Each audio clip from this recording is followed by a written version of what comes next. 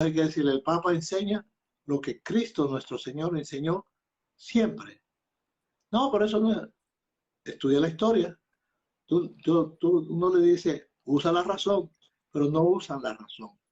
Usan el corazón, que el corazón tiene problemas, que tú lo sabes muy bien, que transportan la... Tú Sí. ves, eso, cuando las personas que critican al Papa, algunas veces no le hablo porque ellos no entienden la razón. Te voy a poner un caso. Hay una persona, me impresiona. Un joven me dijo un día, vino con la guitarra al hombro, me dijo, desde hoy vengo a decirle que ando con la guitarra porque quiero cantarle al Padre Dios. Dios es Padre. Yo no creía, ni aceptaba que Dios era Padre. Yo decía, ¿qué Dios va a ser Padre? Si el Padre, mi papá, me abandonó, Dios que no me ve, que no me ama, ¿qué papá ni papá es Dios? ¿Qué padre ni padre es Dios? Entonces, pero dijo, resolví mi problema con mi papá y resolví el problema con Dios. Estoy poniendo un caso, tú me entiendes. A ese muchacho yo podía darle las razones de la existencia de Dios, que Dios existe y todas las cosas. No le iba a convencer porque su problema no era racional, era del corazón. Él resolvió su problema del corazón y ya no necesitó más explicaciones. Ya resolvió la existencia de Dios como Padre. Y lo que te pongo como ejemplo, se lo puedo poner de muchas personas que lo hacen así. Y es muy doloroso cuando te encuentras con eso. El Papa, desde el punto de vista doctrinal, porque yo estoy hablando desde el punto de vista doctrinal, desde el punto de vista de la razón, pero si una persona tiene un problema, y estoy repitiendo lo mismo, si esta persona tiene su problema, no es con el Papa que tiene problemas, sino con él mismo, alguna vez. Entonces podemos decir, monseñor, con toda libertad, que todo lo que el Papa no puede enseñar nada que no sea doctrina de la iglesia. O sea, la enseñanza del Papa es la enseñanza de la iglesia. Y entonces, monseñor, una pregunta. En la historia de la iglesia, ¿han habido papas que han enseñado alguna doctrina contraria a la doctrina de los apóstoles y de Jesucristo? Es muy bueno, tú has tocado el tema. Una cosa es la doctrina. Eso es hermoso. En la historia, ningún papa ha enseñado una doctrina contraria a la de Jesucristo. Ninguna. Otra cosa es que me dicen, sí, pero el Papa tal vivió de tal manera. Y el Papa, otra cosa son los malos ejemplos.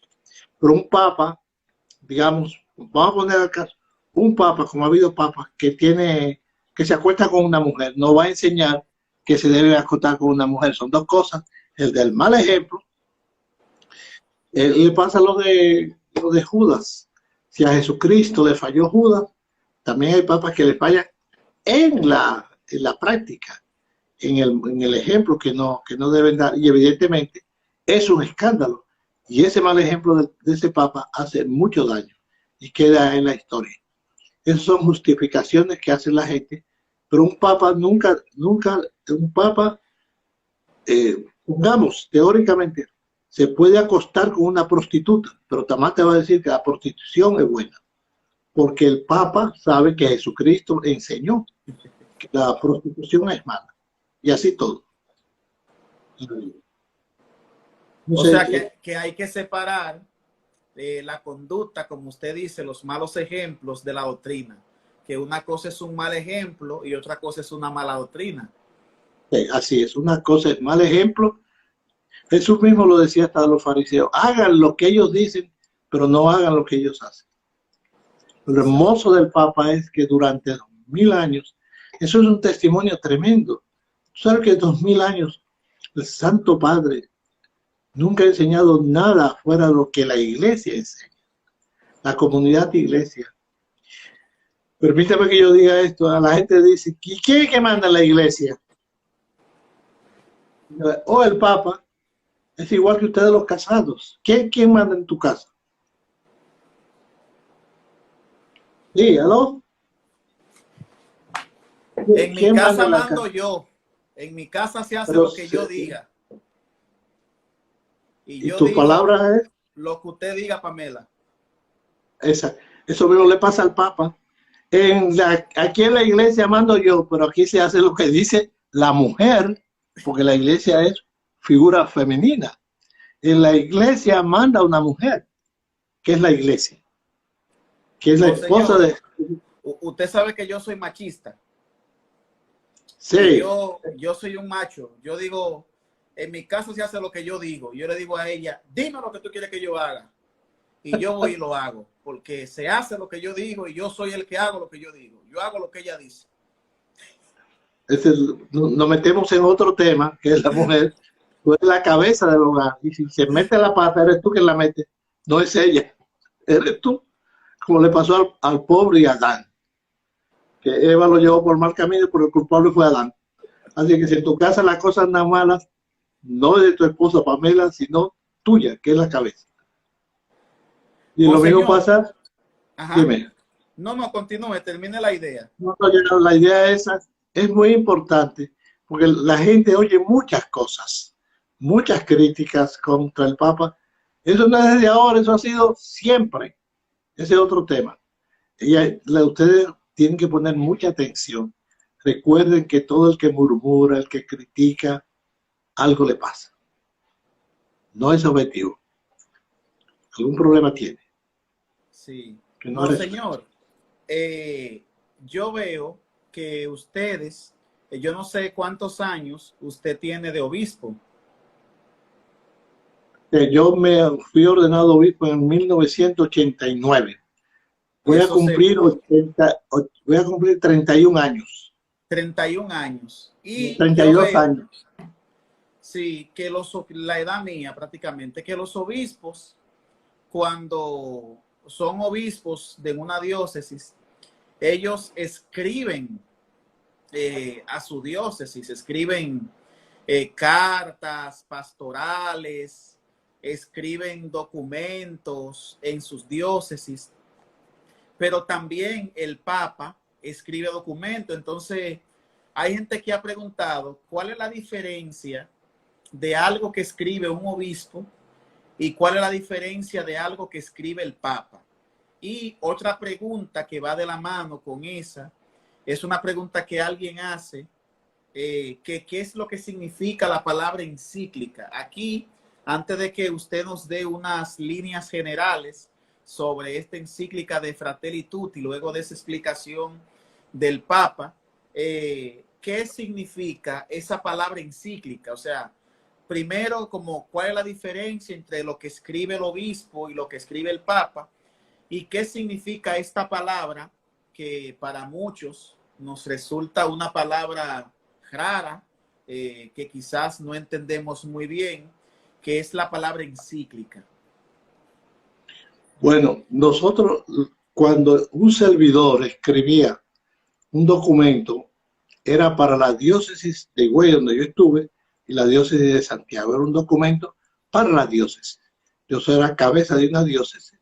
Y yo ahí no podía, no enseñaba una cosa distinta de lo que enseña la iglesia. Podía decirlo, adecuarlo al lenguaje de los jóvenes, podía decirlo de una manera o de otra, adecuar, adaptar. Y en eso es hermosísimo, profundizar, pero jamás contradecir. Entonces, lo que el obispo dice y lo va a decir siempre, sus homilías son para su parroquia, para su diócesis. Para un país, habla la conferencia episcopal de ese país. La República Dominicana, todos los obispos hablan y se llama de carta pastoral de los obispos. Entonces, fíjate, ahí está el obispo que habla particularmente para su diócesis, pero habla para la diócesis. No se puede decir habla para todo el país, sino habla para la diócesis. Es muy importante.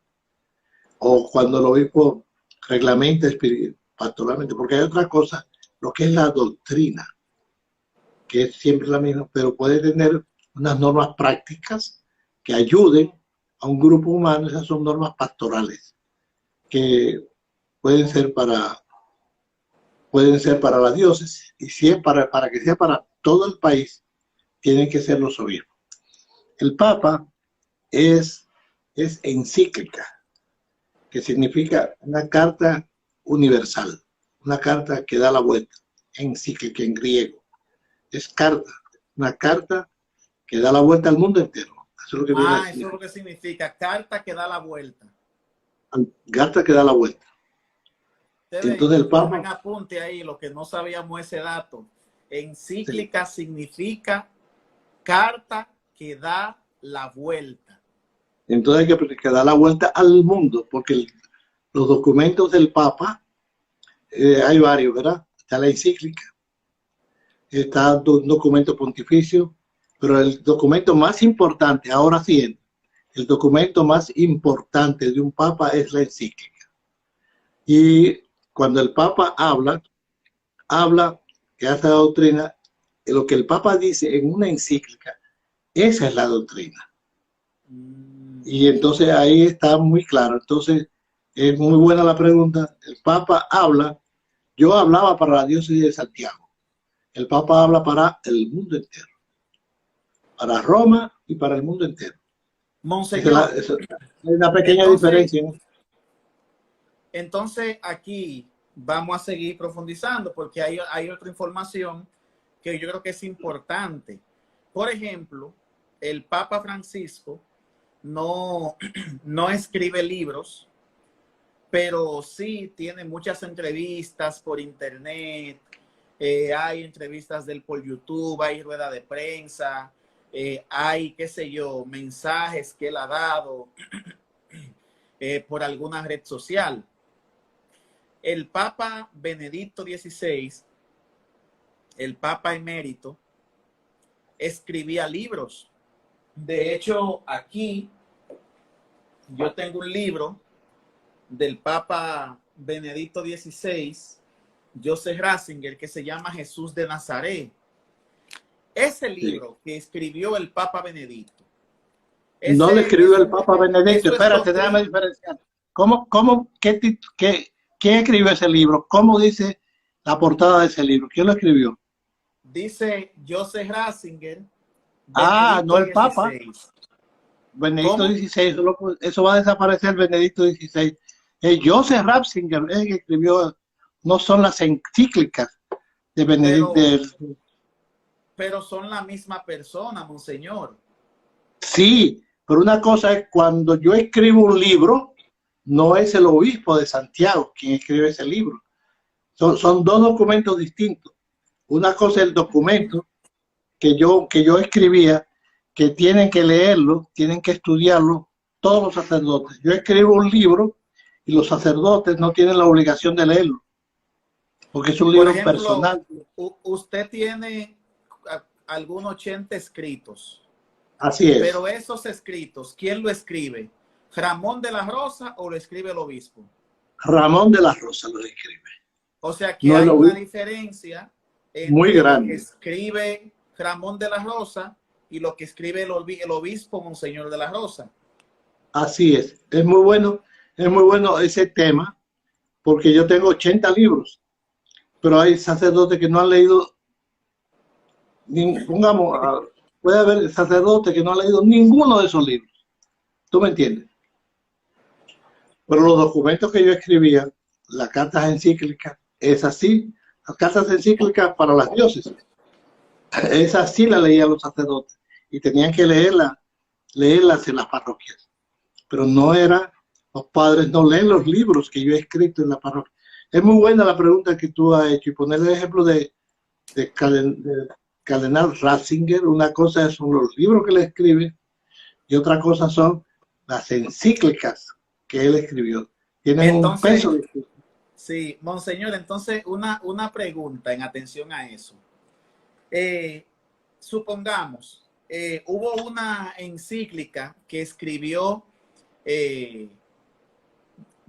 Benedicto XVI llamada Deus Caritas Est, Dios es amor.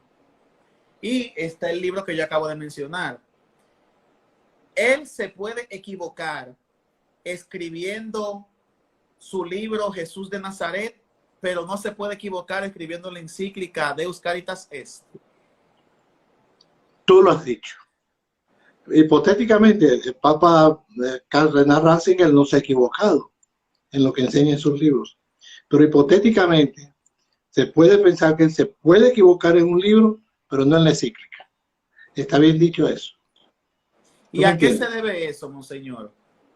A que en un momento habla el Papa y en la otra habla un fulano que se llama Cardenal Ratzinger. ¿Tú me entiendes? Son dos cosas distintas. Entonces, no monseñor, en esta carta encíclica, Fratelli Tutti, porque eso está escrito en un idioma como que nosotros como que no entendemos mucho lo que estamos aquí. ¿Qué significa eso? ¿Y qué es lo que el Papa Francisco quiere que nosotros aprendamos con esta carta encíclica que él exactamente, vamos a ver, el día, no tengo la fecha aquí, pero el día que bueno, el 3 de octubre de este año se nos envió qué él quiere que nosotros sepamos y que hagamos y qué se supone que significa todo esto que está escrito aquí. Yo tengo entendido que usted ha escrito ya 3 artículos acerca de esta encíclica. Hoy de hecho hablamos un rato y yo le decía que usted lee rapidísimo porque no sé a qué hora usted lee, pero lee súper rápido. ¿Qué es lo que hay contenido en este libro y cómo usted puede explicarle a la audiencia que está aquí cuál es la línea general, cuáles son los puntos más importantes, qué cosas usted nos puede decir sobre esto que puedan servir para nosotros aplicarlos en la vida? Vamos a ver, en el Fratelli Tutti, ¿qué significa? Que dice ahí, todos somos hermanos. Fratelli Tutti, el Papa quiso conservar el título en italiano, porque San Francisco de Asís, que es llamado el hermano universal, usaba Fratelli Tutti. Entonces el Papa lo usó. El Papa, al decir Fratelli Tutti, todos somos hermanos, ¿está enseñando algo nuevo? Te pregunto yo a ti. Según usted nos dijo hace un momento que eso lo enseñó Jesucristo, que eso es más viejo que caminar a pie. Así es, eso es más viejo. Ahora, ¿qué hace el Papa en esta encíclica? Recuerda el mandamiento del amor, amarás a tu prójimo como a ti mismo. ¿Qué significa eso? Fratelli Tutti, todos somos hermanos. ¿Qué enseña Jesús cuando dice amarás a tu hermano? Los antiguos enseñaban amarás a tu hermano y odiarás a tu enemigo. Pero yo les digo, el enemigo tuyo es hermano tuyo. La gente lo niega, hermano mío. Sobre todo tú de hoy, muchachos. Esa sinvergüenza que me hizo esto y esto, esa no es hermana mía, es hermana tuya. Y tienes que perdonarla y rezar por ella. Y si tienes necesidad de ayudarla, que se hunda. La gente dice así. Sin embargo, esto, hermana, Fratelli Tutti, son tus hermanos. Por eso, por ejemplo, yo digo, son mis hermanos. Un cristiano, tú o yo, que somos perseguidos, nosotros, ese es mi hermano que me persigue. Yo no puedo defenderme ante él matándolo.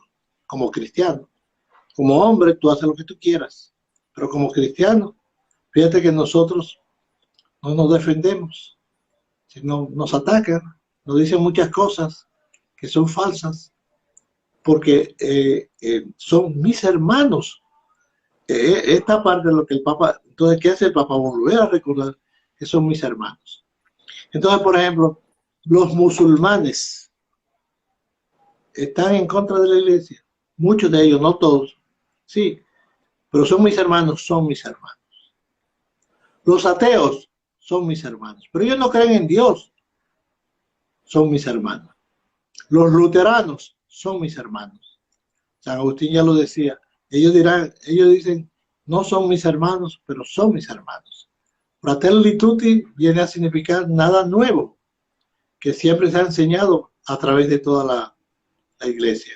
Entonces el Papa lo trae nuevo, es nuevo, no es nueva, la frase la recuerda y hace unas nuevas aplicaciones. En uno de esos Y artículos... ahí, monseñor, uno no podría, por ejemplo, hacer una lista como de sus hermanos y dejar a algún hermanito fuera y como no se pueden hacer excepciones. No Por hay ejemplo, excepciones. yo voy a amar el 99% y un 1% lo dejo ahí una lista como de esa gente no. Aplícaselo a Dios. Dios deja fuera a alguno de sus hijos. Dios lo deja fuera y dice, voy a amar al 99.9% y voy a dejar un grupo. ¿Cómo hace Dios? No, Lo sabe. él dice que él ama a todo el mundo, pero yo no sé, como uno no es Dios, de repente uno a veces quisiera como hacer un rejuego, un negocio y dejarlo afuera. No, pero lo que extraña es que Dios te enseñó a ti que tú no puedes hacer ese rejuego. Dios te lo enseñó que ese rejuego que tú haces es un invento tuyo, porque su enseñanza es para él. Y Jesucristo enseñó Fratelli Tutti, hermanos todos. Jesucristo lo dice ahora en italiano, Fratelli Tutti. Entonces eso, monseñor, de alguna manera se refleja en que en el Evangelio nosotros vemos que Jesús amó a todo el mundo, o sea, a prostitutas, al ladrón en la cruz. Por ejemplo, a mí me llama mucho la atención que al ladrón en la cruz, él no le dijo, vamos a analizar tu caso, a ver qué pasa contigo más adelante. Ahí él, a Zaqueo, que era ladrón, a Mateo, como que no hubo excepción. Entonces, ahí entró todo el mundo. María Magdalena, Jesús entró a todos, pero nunca dijo lo que hizo Zaqueo está bien hecho, pero lo amaba. No significa, para Dios hay que distinguir entre amar y la conducta. Yo te amo, aunque no estoy de acuerdo con lo que tú haces.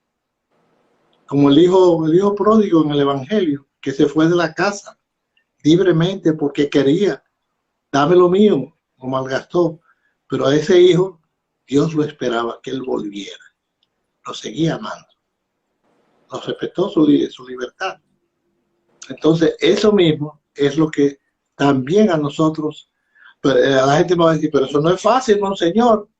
¿Quién te está diciendo que es fácil? ¿Cuántas veces hay que perdonar? 70. 70 veces 7. O sea, pero, y si hay un matemático que hace un cálculo y dice 70 por 7 son tantos, pues ya después de ahí no perdono más. A 449. Ajá. Este es matemático, pero no sabe de literatura. No sabe de lo que es el pensamiento bíblico. Que el pensamiento bíblico, eso es como dos que dijeron, interpretando, le dieron el evangelio. Si uno te da una bofetada en la cara, presenta la otra y te dé otra bofetada. Y hubo uno que le dieron la bofetada, lo presentó y la otra. Y entonces Dios, pero el evangelio dice que 2 veces. Así que si me da otra, te la devuelvo. Pero mire, esa está buena. Esa es una interpretación literal. Sí, es una interpretación literal, es esa. Literal. Los matemáticos en eso son literales. Los matemáticos no lo van a hacer, saben literatura. Una persona culta sabe literatura y sabe que 70 veces 7 significa siempre, en todas las circunstancias, dado lo que significan los números simbólicos. El 8, el 10, el 7, no es lo mismo que en matemáticas. 70 veces 7 significa siempre, no en matemáticas. Entonces, la primera idea que podemos sacar de Fratelli Tutti es que tenemos que amar a todos sin excepción. La primera es todos sin excepción. Yo estudié en uno de los artículos que dice los tipos de amor propiamente dichos, que el Papa trae en la encíclica concretos. Por ejemplo, el Papa no trae todos los amores. Ese tema también lo toca Benedicto. El Papa aquí trae algunos amores, va a decir, Los únicos amores que hay son los 7 que el Papa trae en la encíclica. En esta encíclica, él trae estos amores, el amor universal. ¿Tú has oído hablar del amor civil y el amor político? No, primera vez que yo, monseñor, yo me desayuno ahora con eso. Eso es primera vez que yo lo escucho. El amor social, eso sí lo has oído.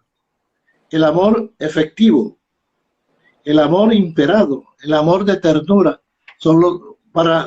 Es bueno que tú hayas oído hoy, el amor universal lo has oído.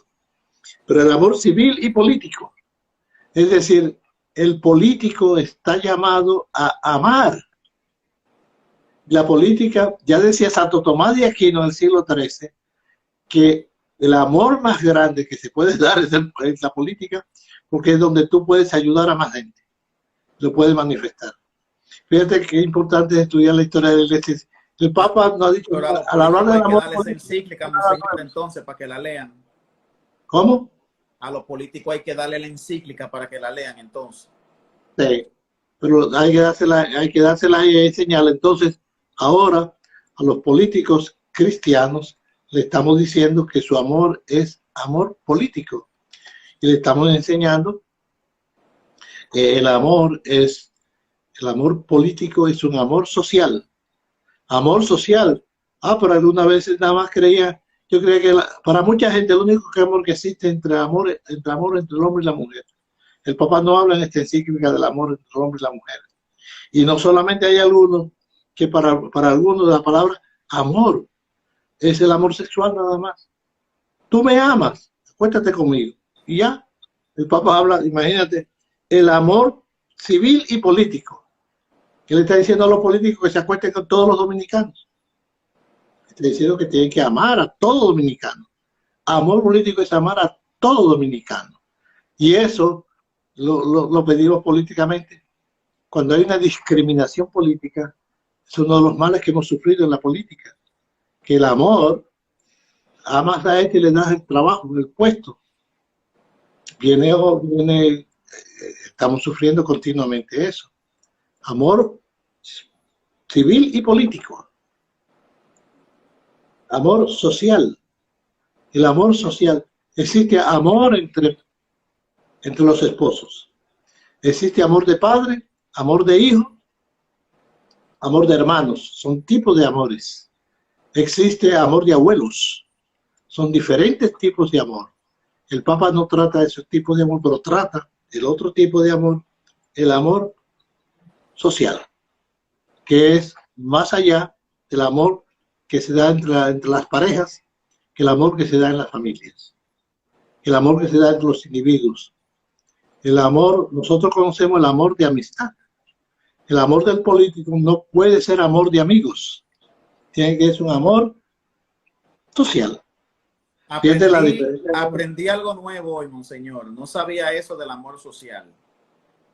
El amor social, el Papa toca ese tema en Fratelli Tutti. El Papa está enseñando un mandamiento distinto del que enseñó Jesucristo. Amarás a tu prójimo como a ti mismo. ¿No? No. El Papa está diciendo, amarás a tu prójimo como a ti mismo.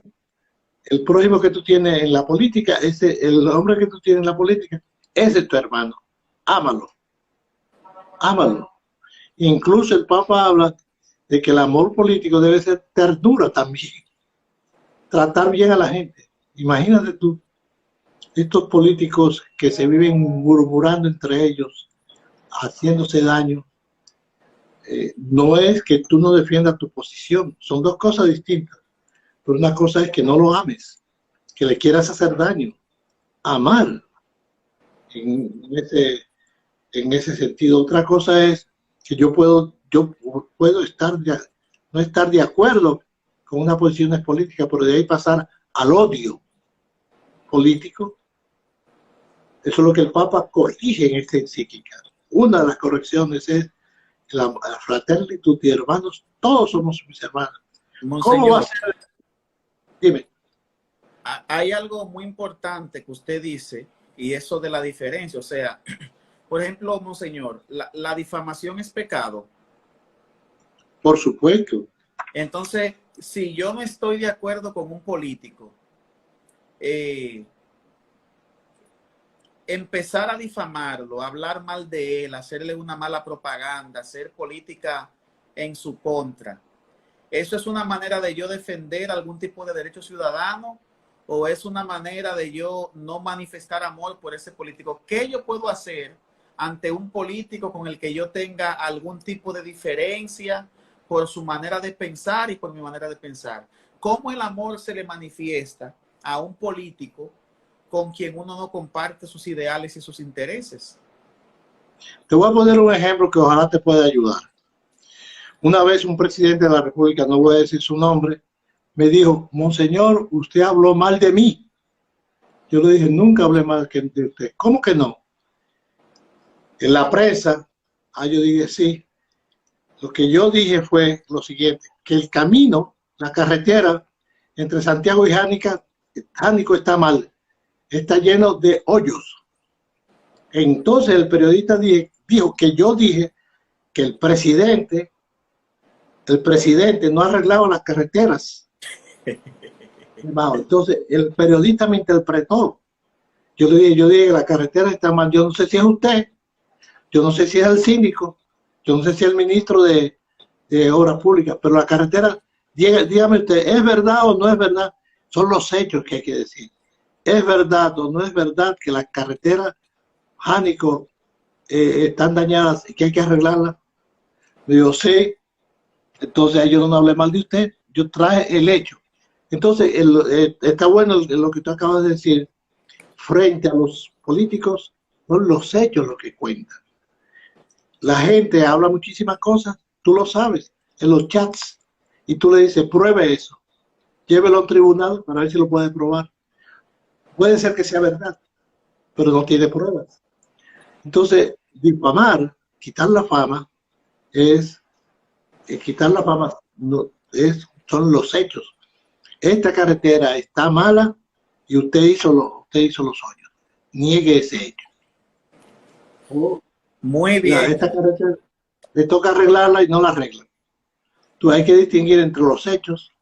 Un servidor, y en la iglesia enseñamos doctrina, hechos. Pero fíjate que no difamamos. Tratamos de la iglesia, quiero decir, yo no quiero decir individuos de la iglesia, laicos, sacerdotes, que difaman. Son individuos, no la iglesia. Personas que hablan mal de los otros. ¿Cuántos no hay que hablan mal de los otros? Están difamando.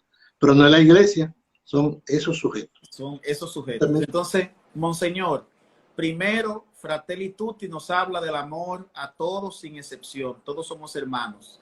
Segundo, amor universal. El amor universal. Segundo, se nos habla también del amor social y un poco del amor político. Y una tercera línea, Monseñor, para ir finalizando, porque el tiempo se nos ha ido volando. ¿Cuál sería? Es el amor imperado, mandado. Nosotros no podemos escoger entre amar y no amar. Tenemos que amar por necesidad. Pero que esa persona me hizo mucho daño, eso es problema de él. Tu papel es amarlo. Como dice, como ha enseñado la Biblia, como ha enseñado la iglesia. Pero ha habido gente de la iglesia que odia. Pero esa no es la enseñanza, esa es la práctica. Judas, Jesucristo, ¿qué enseñó? No robarás. ¿Y Judas qué era? Ladrón. Algunos me pueden decir: pero los apóstoles de Jesús robaban. Judas robaba, pero Jesús no enseñó que el robo es bueno. Pero Judas fue traidor. Judas fue traidor. Pero la traición no es buena. La traición está prohibida. Monseñor, espérese, que usted tiene que entender que habemos algunos aquí que no hemos cenado todavía. Y esto no está entrando muy rápido. Entonces, quiere decir que puede haber una dicotomía entre lo que el Señor nos manda que hagamos y entre lo que nosotros hacemos. Hay una dicotomía, muchos de los pecados son eso. Hay una dicotomía muchas veces entre los mandamientos. Cojamos los mandamientos más importantes. No robarás, no matarás, no cometerás adulterio. El que hace lo contrario está viviendo una dicotomía entre la enseñanza y lo que practica. Y te estoy tomando lo más simple que hay. En eso que es lo más gordo. Aunque no sea gordo, pero es lo más gordo. Aunque no esté gordo. Hemos aumentado un poco de libra en la pandemia. Se está comiendo mucho. Está bien. Pregunta si alguno quiere, después que hagan la pregunta que quieran o puedan. Que te la hagan a ti, tratamos de responderla. Está bien.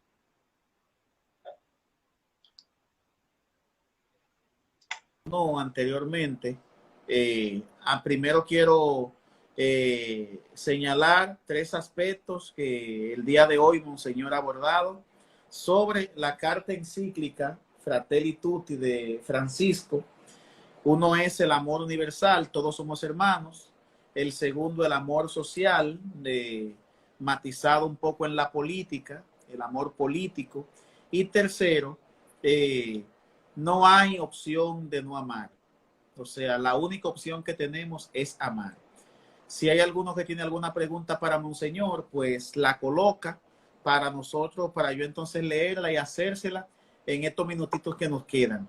Hay una pregunta que tiene Rubén Parra desde México.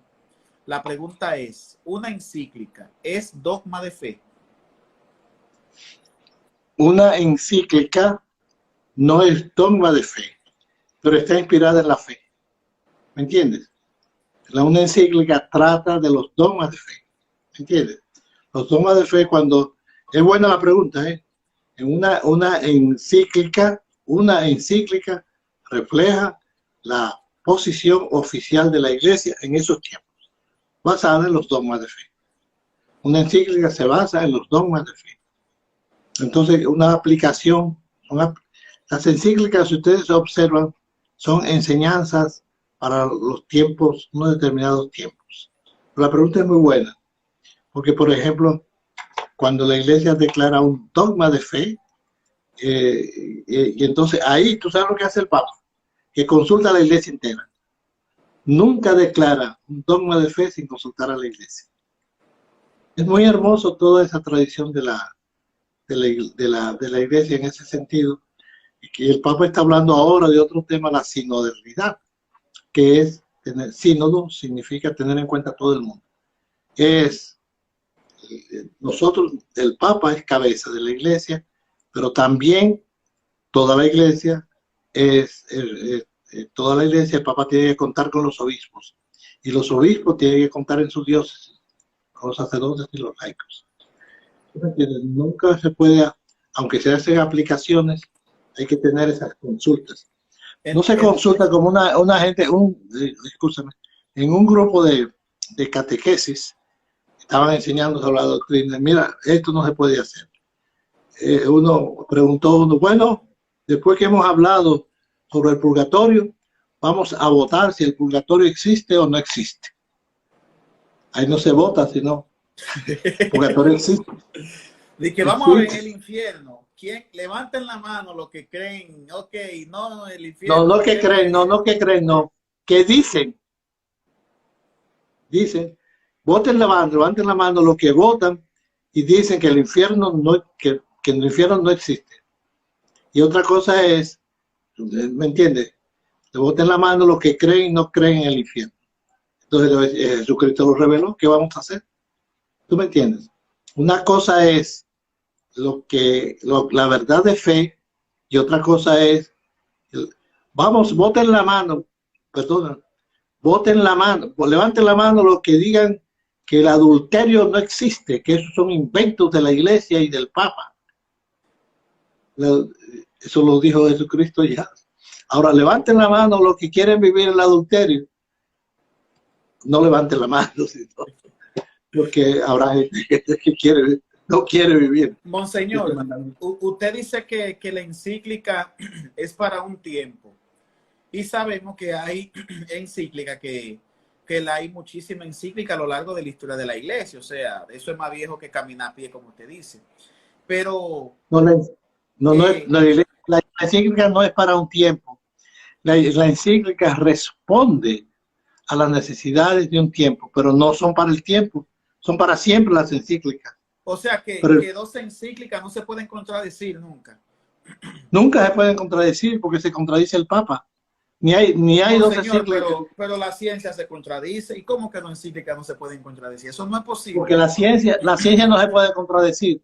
Si es científico, no se contradice. Las teorías científicas se contradicen, pero la ciencia no se puede contradecir. Las verdades científicas, es más, muy bueno el tema también. Las verdades de las ciencias no contradicen las verdades de la Biblia. Y las verdades de la Biblia contradicen la verdad de la ciencia porque las dos son de Dios. Y la verdad de la historia. Ahora, las teorías científicas sí se contradicen y terminan siendo falsas. Pero no hay que distinguir entre teoría y verdad científica. Por ejemplo, te voy a poner un ejemplo. Muchos contradicen la evolución. ¿Es por evolución o por creación? Por creación, Dios hizo el mundo en evolución. No hay contradicción. Yo acepto la evolución, que todavía es una teoría, y acepto la creación, las dos cosas. Y el mundo es en evolución, Dios lo hizo en evolución. Esas son teorías. Esas dos no son teorías. Dios reveló que el mundo lo hizo Él. O sea, no es teoría. Teoría Vemos mucha gente hoy que hemos aprendido muchas cosas nuevas, monseñor. No es teoría. Esa no es teoría. En la fe no hay teoría. Si son teorías, no forma parte de la fe. La fe, Dios reveló, yo estoy en el sagrario, Jesucristo está en el sagrario. Es una teoría, eso es psicología. Jesucristo reveló, este es mi cuerpo, este es mi sangre. Eso no es teoría. Eso es la revelación de la fe. Y a mí me gusta mucho poner este ejemplo de la fe. Pero yo no creo en eso. Que la gente me diga cuáles son las verdades de existencia de la vida en las que cree y en las que no cree.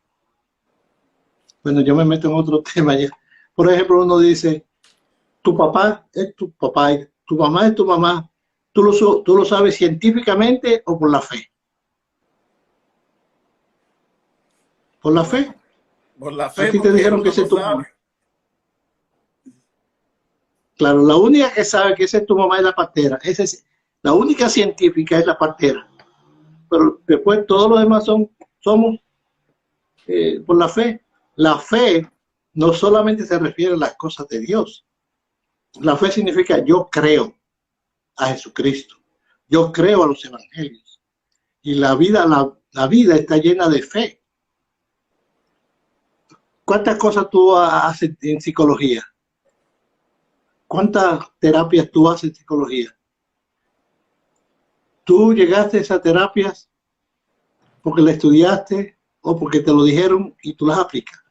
¿Te lo dijeron en la universidad? Sí, Los estudiantes viven de la fe y dicen que es científico. Tú crees a los científicos. Tú crees a los científicos. Claro. La gente vive de fe, aunque sea en la ciencia.